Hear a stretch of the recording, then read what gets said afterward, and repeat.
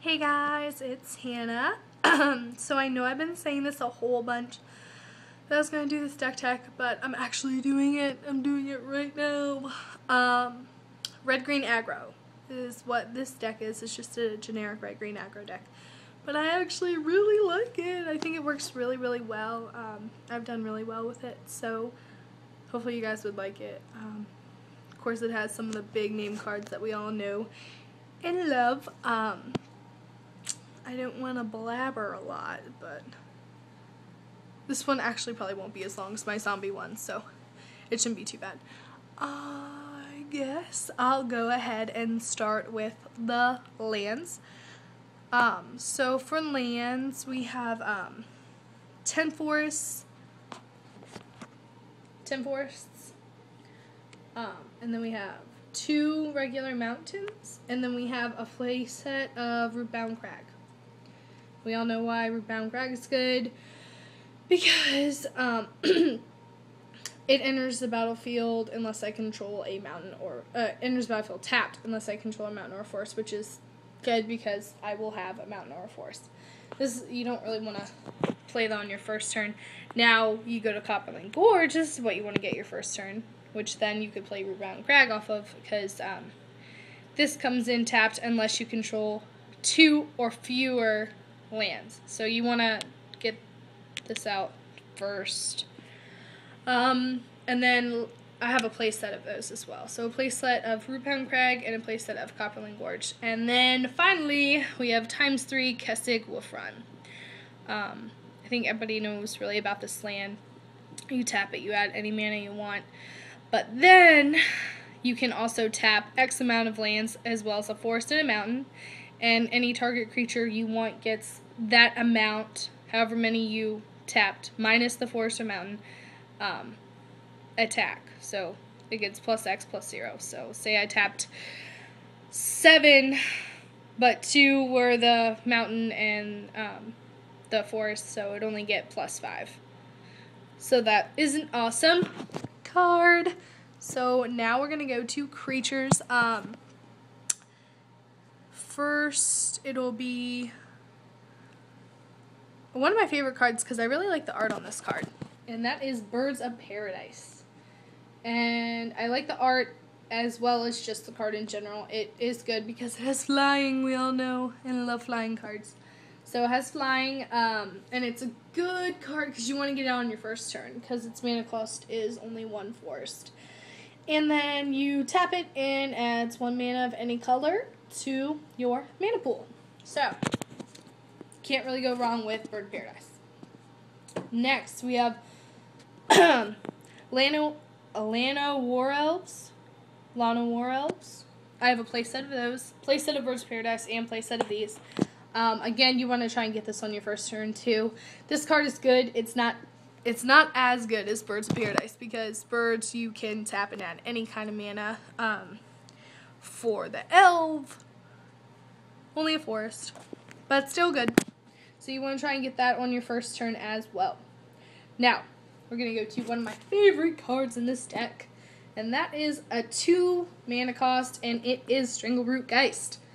I like Strangleroot Geist because 1, it has haste, and 2, it actually has Undying. So just like in the Zombie Pod deck, which had a lot of Undying stuff, this one is awesome because Undying, if it's killed in battle, then you get to bring it back and put a +1/+1 counter on it if it has not already been destroyed before, which is awesome. So it's really good for blocking and stuff like that, especially like cheap blocking because it only has 1 defense. So if you really want to block a lot of attack or a powerful attack, use that, and then you get to bring it right back onto the battlefield like nothing happened.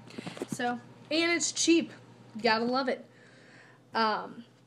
Next, for our 3 mana cost, and I have a playset of Strangleroot Geist if you couldn't see that.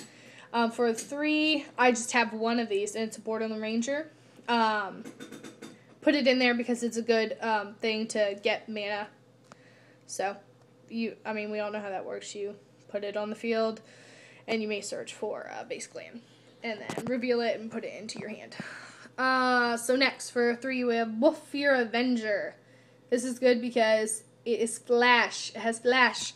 So you can cast it anytime you want, which is rad. So you may cast this just as it was an instant, and all you have to do is tap 1 mana and 1 forest, and you get to regenerate Wolf-Fear Avenger. So, pretty cool. Next, for another 3, we have a play set of those, if you can tell. Daybreak Ranger. I only have 3 of these, and it is good because if you're facing an opponent with a lot of flying stuff, because most people, when they play with a flying deck, they're not assuming that you have a lot of stuff for a flying deck. So I put them in there because they deal 2 damage to creature with flying, which is cool.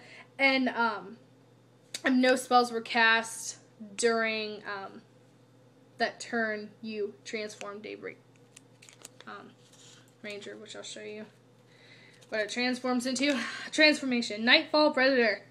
Nightfall, you tap a mountain, you tap a mountain, and you tap it, and then Nightfall Predator fights target creature.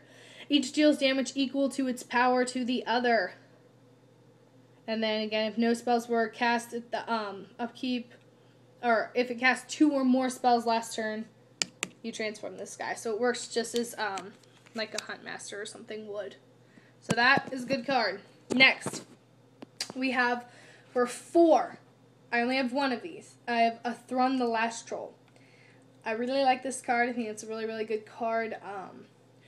It cannot be countered, and it cannot be the target of spells or abilities your opponent controls. And then you also, just like Wolf-Fear here, you tap 1 and you tap 1 forest, and you get to regenerate it. So, cool. And then one of everyone's favorite cards is next, and it doesn't really have a mana cost, particularly, but Green Sun Zenith, it's tap X and a forest. And what you want to do with this is you want to tap however many lands. So, let me think of a better way to describe this. You tap, say I tapped 5 lands, 1 being a forest. I can search in my library for a card that has a mana cost of 4. So the 4 would be the X. So how I really play this, which I'll get onto it in a second, but it's for my big cards. You want to use it to pull out things, maybe if you just don't have many left, but you do have this and you want to use something, you can pull it out for a Strangle Root and use that Undying. Or like I like to play it as this card, this little man, Huntmaster of the Fells. I'm sorry, playset of Green Sun Zenith. Should have said that. Huntmaster of the Fells. Entire playset of these little babies. I think, as you saw in one of my previous videos, I actually pulled one.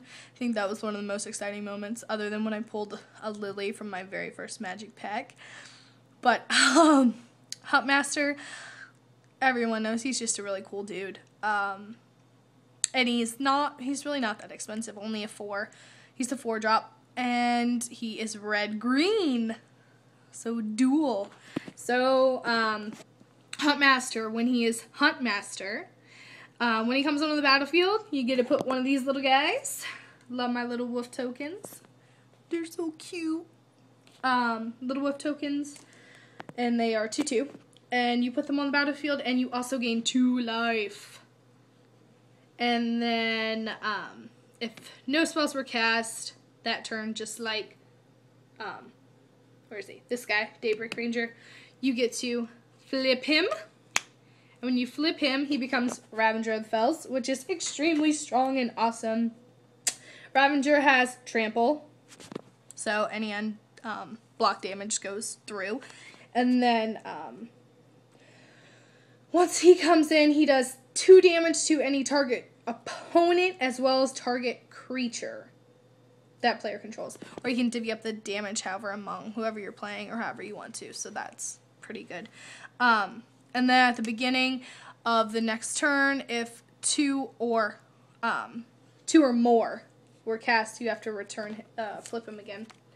which is a good way. The real good thing about flipping is if you bring these out early on, then you'll get that life, and then you don't have to play something, so then you can purposely make him flip. So then once he flips, you'll still do that damage. And then once the game progresses and people have to play more stuff and try and get rid of people's points, then this guy will keep flipping because people are going to do 2 or more on their turn. So as long as you wait till your turn and do none, as long as hopefully no one plays an insta or, you know, anything like that, then you will be good. And then you will keep gaining life and you will keep doing damage. I'll get to later what I like to equip that with. But next, sorcery, Pillar of Flame. I really, really, really like this card a lot. It's very cheap, only 1, and it deals 2 damage to target creature or player. So you choose. And what I like is if you chose to do the damage to a creature, whatever damage was done to that creature is then exiled. Gone, finito, bye-bye. Oh, well, okay. That creature is exiled if he would die. I should say that. So, like, if you used it on a 1/1 or a 2/2, something like that, or if you had done previous damage and you blocked with it, and then you used that on it, then he would be forever gone. Next, we have Incinerate. This is another really good card because it deals 3 damage to target creature or player. And the good thing about this, if it was dealt to a creature, then the creature cannot be regenerated this turn. So, pretty explanatory. Now, one of my favorite babies in this whole deck, Artifact. Artifacts are killers. Sword of Feast and Famine. I think we all know this, but equipped creature gets +2/+2. And it has protection from black and green, which is good if I'm facing a green deck or a red-green aggro, and then or like a zombie deck or something like that. So it's a really, really good card. Also, whenever creature whatever is equipped with this, whenever this does combat damage to a player, that player discards a card, and I get to untap all of my lands, which means more instants or things like that. So what I love to do with this little card, take this little Sword of Feast and Famine and equip him right to that. So then you have a stronger Hunt Master. So if people never want to change it to Ravager, which they never want to do, then you will have a 4/4 Hunt Master. And if damage is done to him, then they'll have to, discard. And then once this little guy gets to change, if you get the opportunity, then he is a 6/6. And how awesome is that? He's a 6/6 with Trample, doing 2 damage to a creature and a target player. And he has protection from black and green. Basically, makes him awesome. So I really, really like that. I love it when I can get that out. So mainly what I try and use is get a lot of mana, use the Green Sun if I have not already pulled a Hunt Master, get that Hunt Master out, hopefully pull a sword, equip it. Basically, it's donezo from there. Another really good thing I like is about that Hunt Master, you keep getting to put these little wolf tokens on there. They're really good for blocks. So people are, because they're not that strong, but they get rid of things. So that is really good too. And then that's actually all for my main deck. All for the main deck. And then we have the sideboard. So I'm just going to go through it with all my hands, so hopefully this will work out. So we have a Nihil Spellbomb, and they're not really, particularly, they are kind of for specific decks, but it really just depends on who I'm playing, so I have to see what kind of cards they have. I can't really for sure say, but Nihil Spellbomb, this one I think would be good for zombies because it exiles all cards from target player's graveyard, so anything that went into the graveyard, you exile them. Then we have another Borderland Ranger, I think actually 2 or 3. Two of those, 2 Borderland Rangers. Again, good for just getting mana. Daybreak Ranger, again for the flying, so I guess if it's a deck with a lot of flying cards, I need to pull more of those out, so I have one of those. Then I have a Hell Rider. Hell Rider has haste, so it does not, you know. Whenever a creature you control attacks, Hell Rider deals 1 damage to defending player. So this also helps the match go on quicker and end. So I have 2 of those. Then the good old card, Zealous Conscripts. We all love this card. Zealous Conscripts has haste. When Zealous Conscripts enters the battlefield, you gain control of target permanent until the end of the turn. Untap that permanent, it gains haste until the end of the turn. So I would use this to take over someone else's very, very powerful card and then use it against them. So I have 2 of those. Then I have Acidic Slime. Has Death Touch. As we know, really anything with Death Touch is awesome because any damage that was done basically just kills it. So that's it. Oh, also, whenever Acidic Slime enters the battlefield, destroy target artifact, enchantment, or land. Which is cool of getting rid of artifacts because I hate artifacts. Even though I love this one. So that's 2 of those. And then Active Aggression, I have 2 of those. And, it can be paid with 2 mountains, as well as 3 other mana, or 2 life. So I just have it in there, because it's not that expensive, but it's kind of more expensive than, like, say, like, these, which I could use, but, again, for this one, you gain control of target creature until the end of the turn, and untap the creature, it gains haste, so it's just like Zealous, but not, because you have to pay 2 life, or 2 mountains. And then, for this instant, I have Ancient Grudge, which is destroy target artifact, which is awesome, so if I'm playing an artifact deck, I'm definitely going to pull these out, and these Acidic Slimes and stuff like that out. Also has Flashback, so you may cast this card from your graveyard for its flashback cost, then exile it, and its flashback cost is only 1 forest. Not expensive. 2 of those. And then finally, we have another destroy target artifact or enchantment. So it's a naturalize. Pretty straightforward. Cheap. 1 mana and 1 forest. That is all for the deck tech. That is all for the sideboard. All in all, I think it's really good. I really, really like this deck a lot. I like it 50 times more than my zombie one. Unfortunately, as we all know, I think a lot of these cards are actually rotating out of standard in 2 weeks, so almost done. So this deck is going to go bye-bye for competitions. So that brings me to another note. I am actually working on a modern deck. So if you guys have modern cards, send them my way. Hopefully I have stuff that you want. I'm going to be doing a new binder, so you can check that out to make sure, like, we could do something, but hopefully you have some that I need. This deck, though, I'm still going to play with it. I'm still going to keep it. I still think it's fun, and I can play it with casual or something like that, so I think that's all today, guys, so thank you for watching. I hope you have a great day, or night. I'm filming this at night, so I look so weird and gross, but thanks for watching. Also, check out the competition video. I put that up earlier, so look at that.